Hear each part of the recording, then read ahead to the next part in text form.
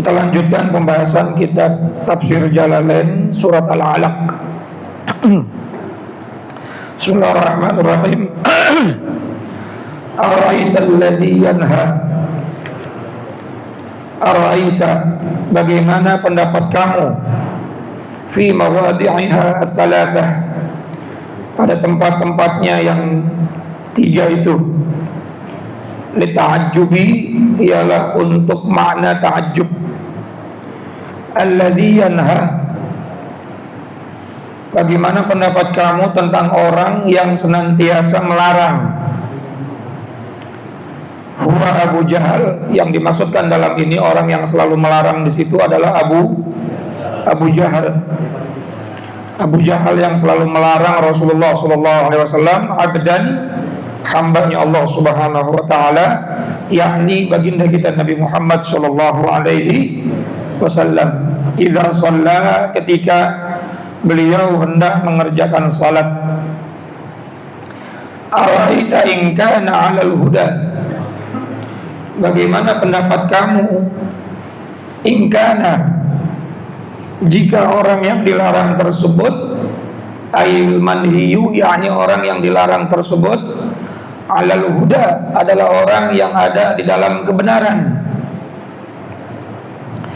Aulit taksimi, atau orang yang amar bittaqwa,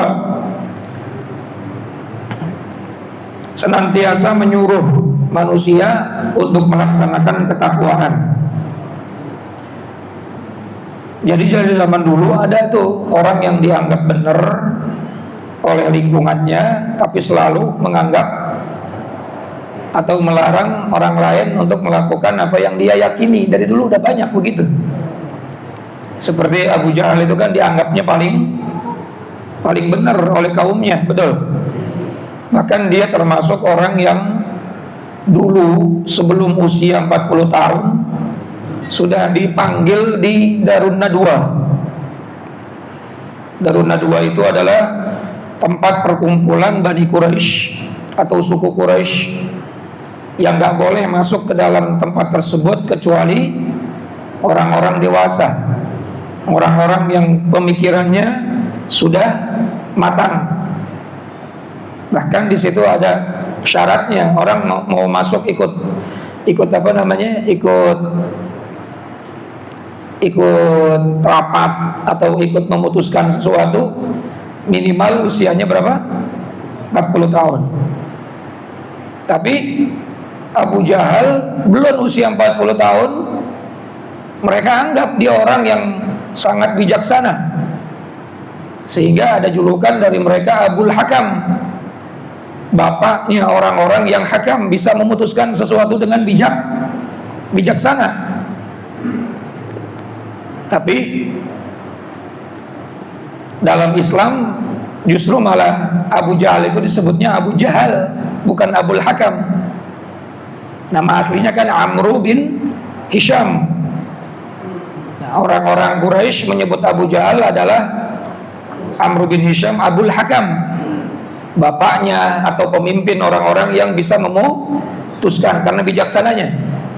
Tapi di kalangan Islam, Amru bin Hisham disebut Abu Jahal, bapaknya orang-orang bodoh. Kebodohannya bukan karena tidak bijaksana, bukan karena tidak pintar, bukan karena tidak pandai, bukan, tapi bodoh. Di depan mata terang benderang kebenaran, dia tidak mau ikut. Sampai pernah tuh Abu Jahal ngobrol sama Abu Lahab, Abu Sofyan, Abu Gosok, banyak deh abu-abu yang lain. Waktu akan perang Badar, perang pertama, Rasulullah SAW melawan Quraisy. Di perjalanan ngomong mereka tuh, kita mau perang lawan Muhammad ya. Iya. Bukankah dia dulu orang yang betul-betul kita hormati? Bukankah dia adalah orang yang betul-betul kita percayai, sehingga kita semua menyebut dia dengan sebutan Al-Amin, orang yang dapat dipercaya. Tidak ada tempat di kota Mekah yang paling aman untuk menitipkan barang yang berharga kecuali di rumahnya Muhammad. Saking Nabi Muhammad itu al-amin, orang yang dapat dipercaya, orang yang amanah. Makasih Ustaz. Sampai-sampai Rasulullah dulu waktu mau hijrah, beliau itu hijrah terakhir Pak, tapi ada yang paling akhir lagi. Siapa yang paling akhir Pak? Ali bin Abi Thalib. Rasulullah terakhir hijrah bersama Abu Bakar Siddiq. Sayyidina Ali bin Abi Thalib, beliau rela mengorbankan badannya untuk mengelabui orang Quraisy. Tidur di kamarnya Rasulullah SAW supaya orang Quraisy ngelihat Nabi belum keluar rumah. Oh, Nabi masih tidur, padahal yang tidur siapa? Ali bin Abi Thalib. Sementara Nabi keluar, lalu Allah turunkan ayat wa ja'alna min baini aydihim saddan wa min khalfihim saddan faghshaynahum fahum la yubsirun. Diambil pasir, orang Quraisy, pemuda-pemuda Quraisy yang disuruh jaga rumah Nabi, ditaburkan pasir di wajah mereka sambil dibacakan ayat ini oleh Rasulullah SAW, sehingga mereka tidak melihat Rasulullah berjalan padahal di depan mereka. Wa ja'alna min baini aydihim sadda, dan kami jadikan di antara mereka saddan, dinding, ya, sehingga orang Quraisy nggak ngelihat Rasulullah, yang terlihat seperti dinding, nggak kelihatan tuh Nabi padahal di depan mata mereka. Nah, Bapak boleh tuh baca tuh Pak kalau Bapak lagi ketilang. Wa ja'alna min baini aydihim sadda, supaya nggak kelihatan sama polisi. Tapi ketilang juga lah, memang kita hanya kagak mandi, mulut kita kagak mujarab. Beda sama Rasulullah SAW. Nah, akhirnya orang Quraisy ngelihat Sayyidina Ali masih Rasulullah kelihatannya masih tidur padahal udah keluar. Sampai pagi hari penasaran mereka, dibuka itu selimutnya, ternyata yang tidur adalah Sayyidina Ali. Bayangkan kalau mereka langsung membunuh, itu selesai urusan. Tapi Sayyidina Ali saking cintanya sama Rasul, rela menjadikan badannya, tubuhnya demi untuk keselamatan baginda kita Nabi Muhammad SAW. Sebelum Nabi Muhammad hijrah, ngomong sama Sayyidina Ali, wahai Ali, Fulan bin Fulan nitip sama saya emas sekian gram, Fulan bin Fulan nitip sama saya uang sekian dinar, Fulan bin Fulan nitip sama saya uang sekian dirham. Ada yang nitip ini, ada yang nitip ini. Ini catatannya, kamu bagikan sesuai dengan apa yang dia titipkan. Padahal itu orang Pak yang nitip, orang yang tiap hari menghina Nabi. Bapak bisa bayangkan tuh, Bapak dititipin sesuatu sama orang yang tiap hari menghina Bapak. Kira-kira titipannya Bapak mau pulangin dengan utuh atau Bapak mau bakar tuh titipan? Satamet, saya nitip motor nih, saya mau pulang kampung, titip motor di rumah saya. Oh, ternyata saya tahu warga semua dibikin provokasi oleh dia, memfitnah saya. Wah, jangan ngaji sama Hamid, tukang sihir, tukang pelet, tukang bohong. Pak, kira-kira posisi saya kalau begitu, saya balikin titipannya dengan utuh atau saya buang itu titipannya Pak? Kata Pak Agus, ceburin aja. Dihancurin. Tapi Nabi enggak Pak. Nabi SAW tetap amanah. Semua titipan itu dipulangin tanpa berkurang 1 sen pun. Padahal yang nitipin orang yang memusuhi Rasulullah SAW. Nah, Abu Lahab, Abu Jahal tuh ngobrol, ini orang baik sesungguhnya, ini orang kita nggak pernah lihat cacatnya. Kenapa kita mau perangin? Kenapa kita mau musuhin? Kata Abu Jahal, apa Pak? Sebetulnya baik memang Muhammad, orang bener dia. Cuma kalau dia kita ikutin, nanti yang ada kita nggak punya kedudukan. Orang semua muliain siapa? Nabi Muhammad. Lah kita semua gak ada kedudukan di kota Mekah. Yang sekarang kita miliki akan hilang dengan kita ikuti Muhammad. Nah, akhirnya Mereka itu disebutnya Abu Jahal, bapaknya orang-orang bodoh. Kebodohan dalam menerima hidayah, padahal terang benderang mata melihat kebenaran dari Rasulullah Sallallahu Alaihi Wasallam. Nah, di zaman itu ada orang yang dianggap orang bijaksana, orang yang dianggap orang paling benar, senantiasa melarang orang lain untuk melaksanakan ibadah, yaitu Abu Jahal yang melarang abdan idza shalla, baginda kita Nabi Muhammad kalau mau melaksanakan salat. Ara'aita in kana 'alal huda. Lalu Allah singgung lagi, bagaimana pendapat kamu kalau yang dilarang itu ternyata orang yang benar, 'alal huda, betul-betul ada di atas petunjuknya Allah, bukan yang disangkakan orang sesat, bukan yang disangkakan kalau orang zaman sekarang orang bid'ah. Betul nggak? Kan banyak nih orang larang-larang orang ya. Bagaimana kalau yang dilarangnya itu ternyata yang benar, yang salah kita? Masya Allah. Nah, di zaman Rasulullah juga sudah ada tuh Abu Jahal selalu melarang Rasul karena dia menganggap dirinya yang benar, yang salah Nabi. Yang benar tuh kita nih, nyembah Lata, Uzza, Manat. Sementara Muhammad dia cuma punya Tuhan satu. Lalu Allah kasih tahu sama mereka, ara'aita in kana 'alal huda. Bagaimana pendapat kamu? Ternyata orang yang dilarang itu adalah orang-orang yang ada di dalam hidayah. Au amara bit taqwa, atau orang-orang yang betul-betul mengajak orang lain untuk ketakwaan. Jangan ngikutin maulid, bid'ah. Ternyata dia yang benar, misalnya contohnya nih, karena kebenaran milik Allah, nanti Allah yang akan nilai. Atau orang yang selalu ngajak orang dalam ketakwaan.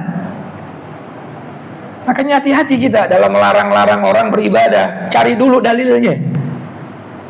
Jangan sampai kita larang, kita anggap itu salah, ternyata itu yang benar.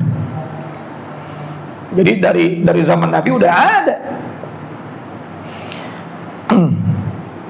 Kalau nggak setuju nggak apa-apa, tapi jangan sampai melarang kalau belum yakin itu betul-betul salah secara mutlak. Kalau haram secara mutlak, salah secara mutlak, itu namanya amar ma'ruf nahi, jelas kemungkarannya, jelas nas Qur'annya jelas, nas hadisnya jelas, ya. Kemudian ijma kesepakatan ulama juga jelas. Zina, judi, riba, fitnah, kan Qur'annya jelas, sunnahnya jelas, kesepakatan ulamanya juga jelas. Ini masih ikhtilaf kok kita langsung saja bilang itu salah, gimana? Masih perbedaan pendapat, dan perbedaan pendapat dari para ulama dari mentafsirkan hadis atau sunnahnya Rasulullah. Maka jangan sampai kita langsung memvonis itu salah. Khawatir ara'aita in kana 'alal huda. Masya Allah. Au amara bit taqwa. Ara'aita in kadzdzaba wa tawalla. Bagaimana pendapatmu jika mendustakan nahi Nabi, yakni jika kamu melarang-larang Nabi, wa tawalla, dan berpaling anil iman, dari iman. Alam ya'lam bi anna Allah yara, tidakkah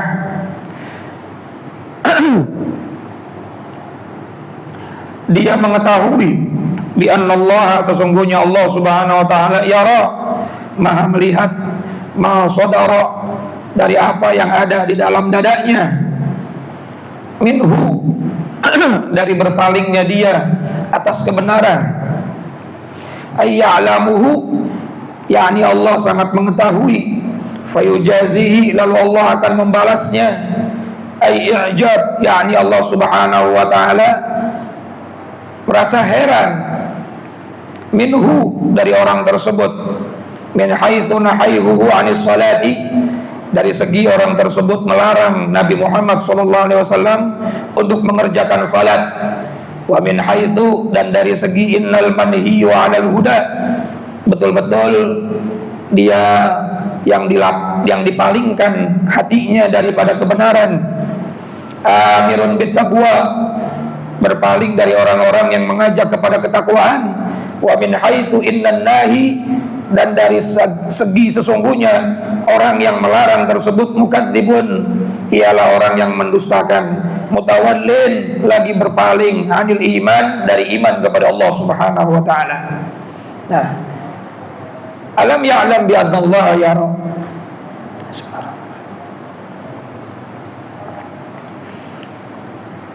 Apakah kamu nggak sadar sesungguhnya Allah tuh maha melihat hati kamu, dan Allah maha tahu perbuatan kamu yang benar atau yang salah. Contoh dalam hal ini, kamu melarang-larang Rasulullah Shallallahu Alaihi Wasallam untuk sholat, kamu melarang-larang Rasulullah Shallallahu Alaihi Wasallam untuk amar ma'ruf nahi mungkar. Nah, kalau dalam konteks umumnya, kita melarang-larang orang yang melakukan kebenaran. Apakah kamu nggak sadar? Allah tuh maha tahu yang benar mana, yang salah mana. Paham nggak kira-kira? Kalla, kata Allah, kalla, sekali-kali jangan begitu. Rad'un lahu, ialah melarang untuk orang tersebut. Kalau dalam surat ini, ayat ini untuk Abu Jahal. Tapi kalau dalam konteks yang umum buat kita semua, jangan begitu. Kalau memang kamu belum tahu kebenaran yang sesungguhnya.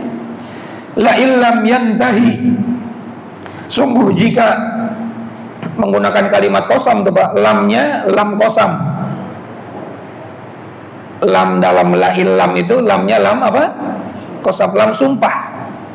Sesungguhnya kata Allah, aku bersumpah, jika dia tidak berhenti, la illam yantahi, kalau dia nggak mau berhenti, amma huwa alaihi minal kufri, dari kelakuan dia yang dia anut, minal kufri, dari kekufuran, lalu mencegah daripada orang untuk berbuat kebaikan, melarang-larang orang untuk amar ma'ruf nahi mungkar. Kata Allah, la illam yantahi, demi Allah, bukan demi Allah nih, Allah yang ngomong ya, aku bersumpah, kata Allah, kalau dia nggak mau berhenti, lanasfa'am bin nasiyah, niscaya kami akan tarik umbun-umbunnya. Umbun-umbun apa tuh?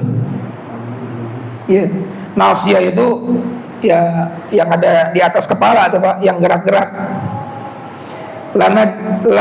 Lanajuranna binasiyatihi ilan nar, niscaya kami akan tarik embun-embunnya ke dalam neraka. Maksudnya rohnya akan betul-betul dicabut dari jasadnya, lalu dilemparkan ke dalam neraka. Allah udah bersumpah, la illam yantahi, lamnya lam apa tadi? Qasam, lam sumpah. Aku bersumpah, kata Allah, kalau kamu nggak berhenti, kamu nggak taubat, kamu nggak meminta ampun kepada Allah, la illam yantahi lanasfa'an bin nasiyah, aku akan tarik ruh kamu dan aku akan lemparkan ruh itu ke dalam neraka.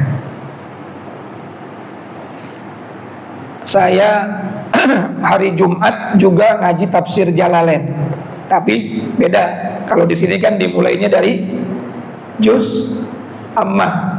Kalau di tempat yang lain saya mulainya dari juz 1.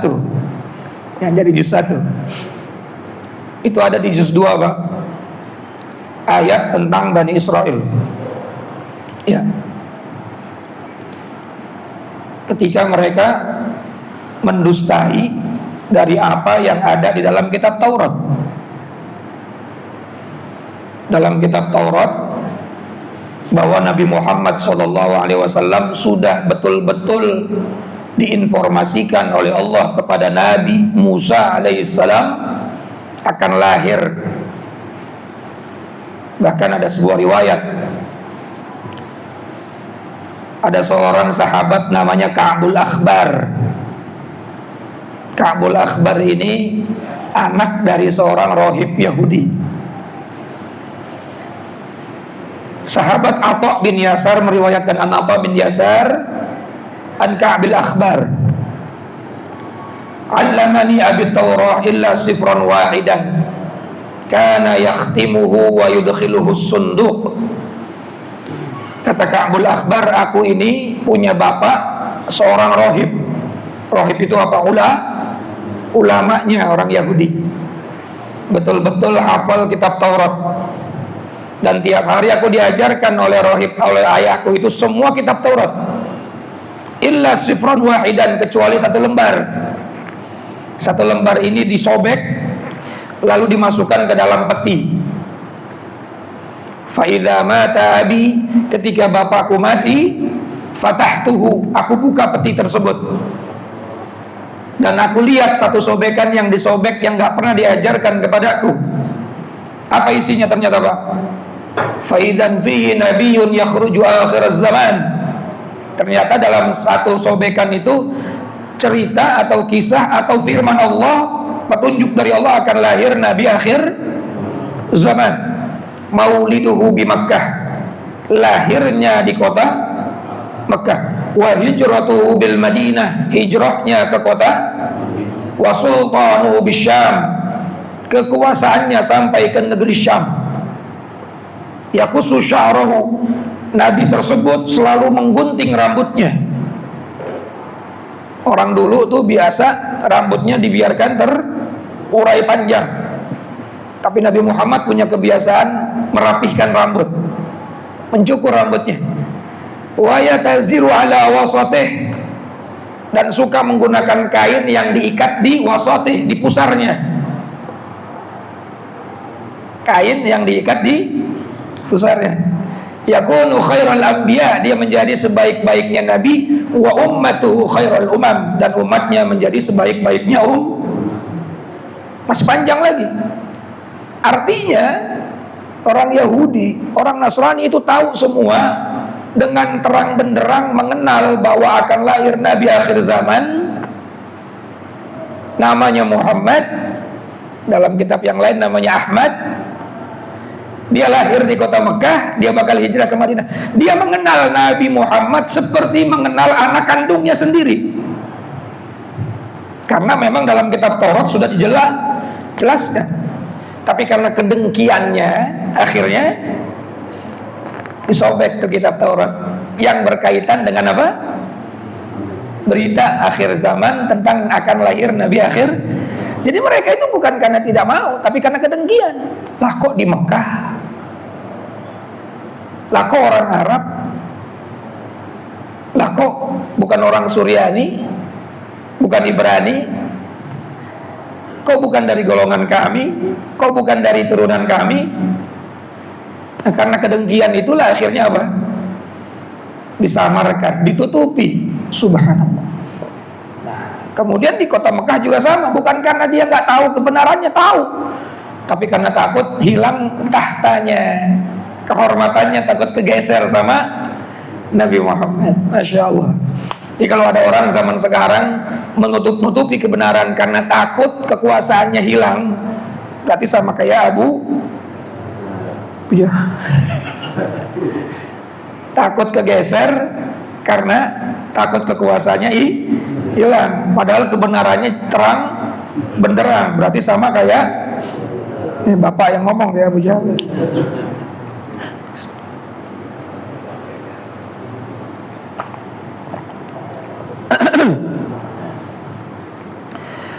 Kalau mereka nggak berhenti dalam urusan seperti itu dan tidak mau bertobat, maka Allah sudah bersumpah akan menarik ruhnya dan langsung melemparkan ke dalam neraka. Nggak pakai lagi hisab, Pak, begini mah, Pak.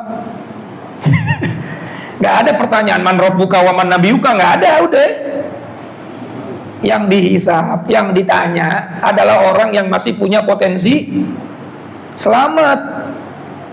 Kalau Allah udah tahu dia bakal nggak selamat, ngapain dihisab? Ngerti nggak?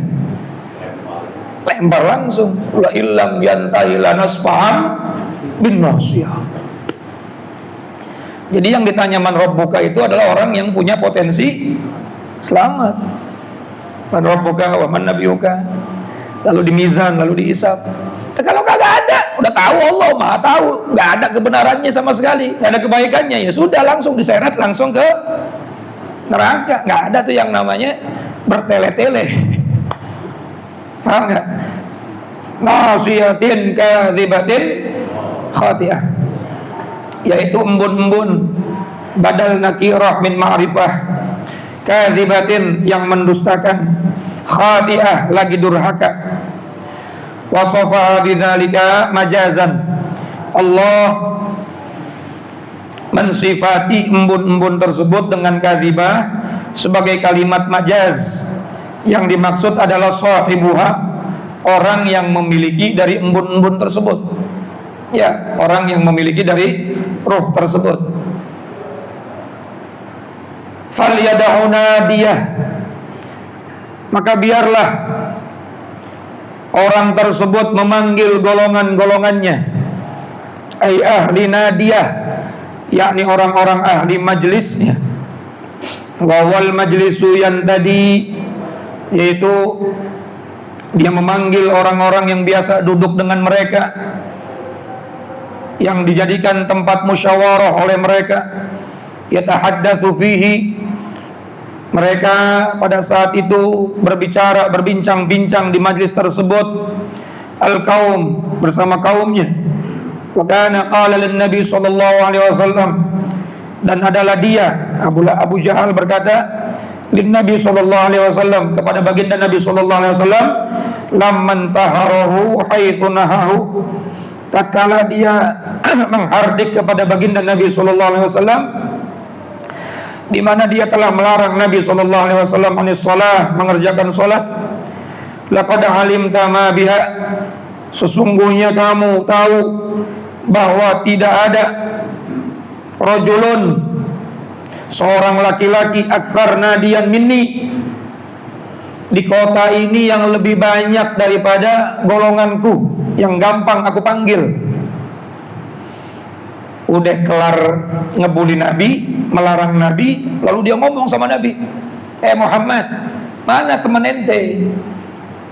Nggak ada di kota ini orang yang manut sama saya, melebihi saya, nggak ada. Masya Allah, orang kalau saya panggil langsung datang. Ente mana temennya? Allah karim. Makanya Allah langsung tantang. Apa kata Allah? Falyad'u nadiyah. Ayo sekarang coba panggil temen lu. Falyad'u dia. Sekarang nih sudah saya ambil, sudah saya genggam, sudah saya pegang ruh kamu, mau saya lempar ke neraka. Panggil teman kamu yang bisa bantu kamu. Karena dia dulu waktu ngehardik Rasulullah, ngomong sama Rasulullah, mana teman kamu Muhammad? Di sini nggak ada orang yang bisa dipanggil kecuali dipanggil oleh saya. Semua laki-laki di kota Mekah kalau saya panggil semuanya kumpul. Sekarang kamu mana temennya? Biasa Pak, saat awal-awal dakwahnya Rasulullah belum punya teman Pak. Sahabat masih sembunyi, apalagi Umar bin Khattab juga belum masuk Islam. Yang baru masuk Islam baru Abu Bakar, ya, baru Siti Khadijah perempuan, masih orang-orang lemah saat itu. Ditantangin sama Abu Jahal, mana teman kamu? Masya Allah. Maka Allah balas tuh pada saat dicabut nyawanya, sekarang panggil teman ente. Makanya jangan suka so-soan Pak lah di hidup di dunia ya. Gua nih punya teman banyak, lu apa? Nih organisasi saya, nih ormas saya, nih kumpulan saya, nih majelis saya. Ya Allah, mati mas sendiri Pak. Betul nggak? Jangankan teman, bini aja nggak mau ngikut. Ada bini yang mau ngikut, padahal waktu pacaran ngomongnya sehidup semati, pret. Mati mah gak mau ngikut dia. Kadang-kadang dia sendiri yang nginjek-nginjek kuburannya, biar padat katanya, biar nggak balik lagi. Nangisnya juga bohong. Ya, udah nggak usah nangis lagi pok, ikhlasin aja. Suaminya, gue mah bukan ngiklasin suami gue, bukan nangisin suami gue. Yang takziah kok tua semua. Udah nyari ganti. Iddahnya belum kelar. Masya Allah. Tuh, jadi Allah Subhanahu Wa Taala kembali menantang Abu Jahal dan orang-orang yang sombong dengan perkumpulannya. Sekarang panggil teman-teman kamu. Bahasa Al-Qurannya apa tadi? Falyad'una dia. Ayo panggil teman kamu. Kalau memang kamu punya teman sekarang, ada yang bisa bantuin nggak? Makanya Allah berfirman, yauma la yanfa'u malun wala banun. Hari itu nggak ada manfaatnya harta dan anak-anak kita. Jangankan temen, harta sama anak-anak kita nggak ada lagi manfaatnya tuh. Makanya ada nasidnya. Ibu-ibu pengajian tuh kalau mau manggil orang ngaji cakep tuh. Tiada lagi gunanya harta, kawan karib, sanak saudara. Betul lah? Nggak ada, Pak. Nggak ada yang mau ngikut. Ketika roh itu dibawa ke kuburan, yang ikut 3. Ahlinya, keluarganya, sahabatnya. Wa maluhu, hartanya. Wa amaluhu, dan amalnya. Tuh mayit lagi dibopong tuh, yang ikut berapa? 3. Faraja'atani, yang 2 pulang. Wal baqil wahid, dan yang 1 netep. Yang pulang siapa? Keluarga sama harta balik. Istri pulang, anak pulang, sahabat pulang, mobil yang nganterin juga. Jangankan mobil yang gede, cincin jatuh wajib digali lagi tuh. Makanya kain kafan itu nggak ada kantongnya, Pak. Buat ngingetin kita mati nggak bawa apa-apa. Bahkan ada orang lagi ngegali kuburan, cincinnya jatuh, ingat udah dikubur, wajib menurut ilmu fikih wajib untuk digali lagi. Padahal nggak ada harganya tuh cincin. Masya Allah. Itu buat ngingetin kita, kain kafan nggak ada kan kantongnya. Harta pulang, keluarga pulang, yang ngetep siapa? Amal. Dan amal itu umum, Pak. Umum. Kalau cuma yang baik doang, enak kita yang buruknya pulang juga. Ini dua-duanya ikut. Betul nggak? Yang baik netep, yang buruk juga netep. Iya, kalau orang yang baik banyak, amalnya banyak yang baik. Kalau yang baik, yang buruknya yang banyak, yang baiknya dikit, iya dikebukin malaikat kita. Masya Allah. Shalli ala Muhammad. Makanya kasihan orang yang di dalam kubur. Kata Nabi, farhamu mautakum, kasihanilah orang-orang yang udah mati di antara kalian. Kata Nabi, bis sedekah, dengan sering ngirimin sedekah. Dalam hadis yang lain, sedekah bukan cuma dengan harta, ya.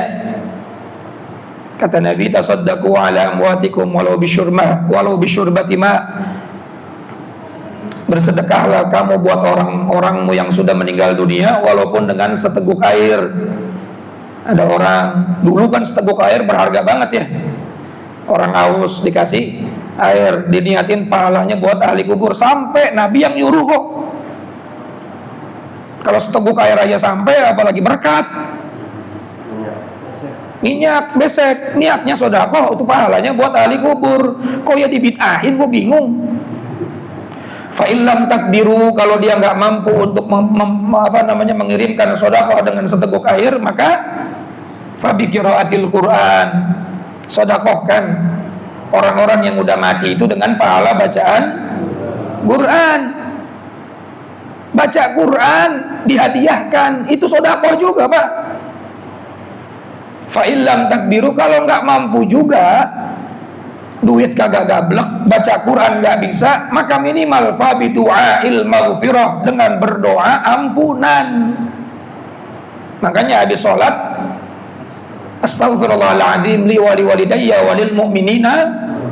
Khatib Jumat nggak sah khutbah Jumatnya kalau dia nggak mendoakan ampunan buat orang mukmin.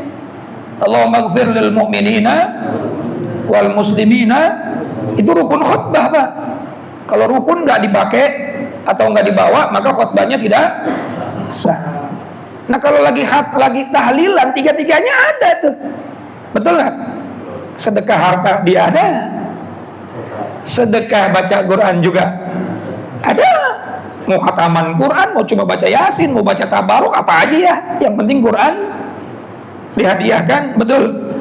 Lalu sedekah doa ampunan juga Ada, apalagi ustadznya kalau ngeliat beseknya banyak kan,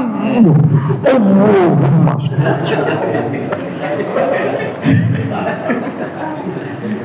Masya Allah. Giliran yang meninggal orang miskin tahlilnya cuma 33. Tapi kalau orang kaya 100. Loh. Bercanda. Nah, jadi kesian orang yang udah mati itu kesian. Karena amalnya yang ngikut bukan cuma yang baik, tapi yang buruk juga ngikut. Kalau nggak ada amalnya kesian. Ya. Idza mata ibnu Adam atau idza mata al-insan inqata 'amalu illa min thalath. Kalau manusia meninggal dunia terputus amalnya kecuali 3. Maksudnya apa? Dia nggak bisa lagi nyari pahala karena udah mati. Betul nggak? Udah nggak bisa lagi nyari pahala sholat, udah mati. Udah nggak bisa lagi nyari pahala baca Quran karena udah mati. Tapi masih ada yang ngalir terus walaupun dia udah mati. Apa? Yang pertama shadaqatun. Waktu hidup ada bangun masjid dia ikut andil, bangun pesantren dia ikut andil. Bapak ngasih orang kelaparan duit, bapak dapat pahala. Tapi ketika bapak memberikan sesuatu yang lebih bermanfaat seperti pendidikan, masjid dan lain sebagainya, maka pahalanya lebih besar. Paham nggak? Kalau orang lapar dikasih makan cuma buat dirinya, tapi kalau manfaatnya lebih besar, lebih banyak orang yang dapat manfaat. Betul nggak? Nah, sedekah jariyah. Yang kedua, au ilmun yantafa'u bih, punya ilmu yang manfaat. Orang nggak bisa wudu diajarin wudu, mati dia berwudu dapat pahala tuh, pahala wudu ngalir terus. Ada orang nggak bisa baca Quran diajarin baca Quran, mati nih yang ngajarin. Selama dia baca Quran pahalanya ngalir terus. Saya mau orang bodoh, maka minimal jadilah orang yang menjadi wasilah sababiyah orang bisa ngaji. Jadi pengurusnya, tukang woro-woronya, tukang soundnya. Masya Allah tukang sound nih. Apalagi suara saya lagi serak begini, kalau nggak ada speaker nggak bakal kedengeran kan. Maka wasilahnya ustadz yang tadi megang sound tuh, bapak akhirnya paham agama, itu dapat pahala juga tuh. Semua nggak akan disia-siakan oleh Allah Subhanahu Wa Taala. Dan yang terakhir, waladin salihin yad'u lahu, anak yang saleh yang selalu mendoakan. Pak, bedanya anak soleh sama orang yang nggak kenal. Kalau anak soleh dia beribadah, otomatis pahalanya ngalir ke orang tuanya. Kalau orang tuanya punya andil dalam mendidik anak tersebut, nggak pakai dihadiahkan, nggak pakai dikirimkan. Saya ngaji sekarang nih, dulu bapak saya mesantrenin saya, nggak usah saya ngomong Fatihah buat bapak saya ngaji nih, pahala ngajinya ngalir juga ke bapak saya. Itu namanya anak soleh, Pak. Tapi kalau orang lain, kita takziah, kita diundang mendoakan tetangga yang meninggal dunia, lalu kita baca Quran, nggak bakal sampai tuh bacaan Quran kita kalau tidak dihadiahkan. Paham nggak kira-kira, Pak? Anak soleh sedekah, waktu kecil diajarin bapaknya, tanpa dia ngomong saya sedekahkan buat bapak saya, itu otomatis ngalir. Karena dia bisa sedekah karena ajaran orang. Tapi kita sedekah, tetangga kita mati, ngalir gak pahalanya ke tetangga kita? Enggak, kecuali ya Allah, sedekah saya ini saya hadiahkan buat. Paham ya kira-kira ya? Begitu pula bacaan Yasin, bacaan tahlil, bacaan Quran, walaupun di rumahnya orang tersebut, tapi bapak nggak menghadiahkan, nggak sampai. Kata Imam Syafi'i itu. Makanya diawali dengan tawasul, lalu diakhiri dengan doa, Allahumma taqabbal, ya Allah terimalah, wa ausil, dan sampaikanlah thawaba, pahala bacaan yang kami baca, khususon fulan bin fulan, fulan bin fulan, fulan bin fulan, baru sampai. Karena kita nggak ada hubungannya sama dia. Sampai di sini paham, Pak? Kalau paham sampai sini aja ya. Udah paham kan? Ya, suara udah habis. Alhamdulillah, insya Allah kita lanjutin lagi minggu yang akan datang. Nah, jadi Allah Subhanahu Wa Taala akan menarik langsung ruhnya, langsung melemparkan ke dalam neraka dan menantang orang tersebut, panggil semua pasukan kamu, panggil semua teman-teman kamu yang dulu kamu banggakan, sekarang udah nggak ada, sendirian dia. Nah, jadi orang soleh, jadi orang baik, jadi orang muslim yang punya saudara, insya Allah masih dapat kiriman pahala. Tapi kalau orang matinya kafir, siapa yang mau bantuin? Anaknya terputus, doanya nggak sampai. Kita mau baik sama dia nih karena dia baik sama kita, kita mau hadiahin sedekah buat dia, nggak sampai juga, Pak. Betul nggak? Karena imannya berbeda, akidahnya berbeda. Nabi SAW pernah diminta sama orang yang suka kumpul sama Rasulullah, anak kecil yang suka hidup di Rasulullah, tapi orang Yahudi, lalu dia masuk Islam dan bapaknya tidak melarang. Tiba-tiba bapaknya meninggal nih, lalu anak tersebut minta sama Rasulullah, ya Rasulullah, ayahku meninggal, tolong mandikan. Dimandikan sama Nabi. Ya Rasulullah, tolong kafankan. Dikafanin sama Nabi. Aku ingin gamismu ya Rasulullah, atau sorbanmu ya Rasulullah untuk mengkafani. Dikafani sama Nabi. Kemudian dikuburin, diminta dia untuk dikuburin sama Nabi. Oh ya Rasulullah, tolong mintakan ampun kepada Allah untuk orang tua saya. Nabi doa minta ampun buat orang tersebut. Lalu turunlah ayat surat At-Taubah, istaghfir lahum aw la tastaghfir lahum in tastaghfir lahum 70 marratan falayaghfirallahu lahum. Muhammad, orang tersebut mau kamu mintain ampun kek, mau enggak kamu mintain ampun kek, sama aja, nggak ada manfaatnya. Bahkan in tastaghfir lahum 70 marrah, mau kamu mintain ampun sampai 70 kali kek, la yaghfirallahu lahum, Allah nggak bakal ampunin dia. Padahal kelasnya Nabi nih. Karena sudah berbeda akidahnya, maka selesai. Masya Allah. Waktu nyolatin, waktu mandiin nggak dilarang sama Allah. Waktu ngafanin nggak dilarang, tapi waktu ngedoain ampunan dilarang. Makanya alhamdulillah kita punya iman, Pak. Insya Allah dapat tuh doanya khotib Jumat, di mana-mana doa ya. Allahumma ghfir lil mu'minina, baik yang hidup ataupun yang sudah meninggal dunia dapat. Dan jangan ngelarang-larang orang pengen doain orang. Bid'ah mulu. Orang pengen doain orang bid'ah. Betul nggak? Masya Allah. Mudah-mudahan manfaat.